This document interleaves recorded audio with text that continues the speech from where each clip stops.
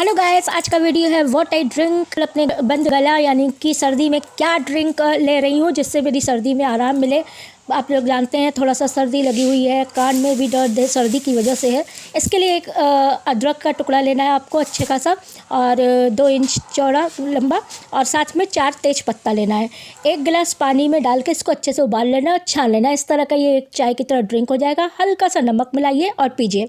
Subscribe कर दीजिएगा channel को, अच्छी अच्छी चीज़ें शेयर कर रहे हैं। Bye bye.